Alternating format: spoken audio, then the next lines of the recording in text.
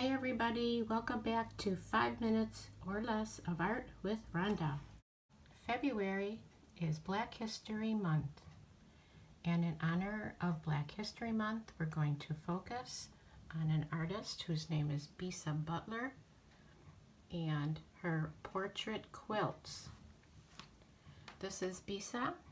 She was born in 1973 in New Jersey, where she still currently lives and works, and her artwork actually is being shown at the Art Institute right now, and I think that exhibit continues through the summer, virtually and in person, I believe. So here's another of her quilts with these three figures, these three faces.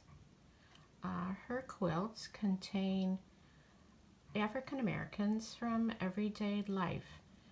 Her work was considered interdisciplinary as she used photography and fabric piecing and quilting and threading, and she also incorporates African American history and culture,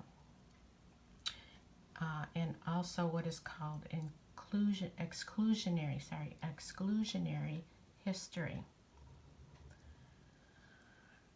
Her ancestors, Bisa's ancestors, had to make do with scraps of fabric that was left over from their worn out clothing, and from those pieces of scraps they would make quilts for themselves to keep warm. Bisa was influenced, of course, by many people and artists, but her main influences were Faith Ringgold, who's known for her story quilts, and Romare Bearden for his collages, and Gordon Parks for his photography, and you can look up any of these artists online to see their work. Bisa uses a variety of colors and patterns and designs. Let's do a little close-up here. She uses cottons and wools and velvets, silks, and she uses color based on how she feels about her subjects. Here's another portrait, a little more of a close-up of a young girl.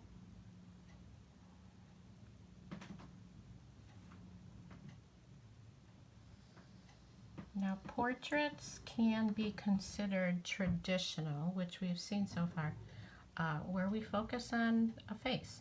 Self-portrait, portrait, we focus on a face, or part of the body, or even the whole body. But self-portraits or portraits can also be non-traditional, meaning we focus on something else rather than the recognizable face, such as these pair of shoes, or these pair of shoes. So if you're doing your own portrait work, you don't always have to focus on a person's face. You can focus on something about them. For further information about Bisa, you can go to bisabutler.com, and she is currently, as I said, on exhibit at the Art Institute of Chicago, Bisa Butler Portraits.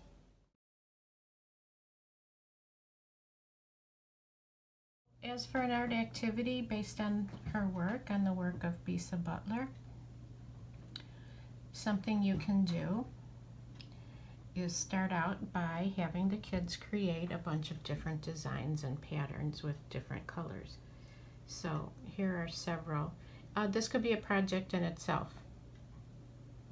Just coming up with different patterns, different designs. This is all done with marker. But you can, with your kids, use a variety of materials like markers, pieces of fabric, watercolors, tissue crayons, colored pencils, and a combination of any of the above, and put all that together into a portrait. So this is all done in marker. I just started with a basic outline of a face and the features, and then I started breaking up the sections into different parts and using different patterns, again, in different colors and different textures, to make my portrait. Thank you.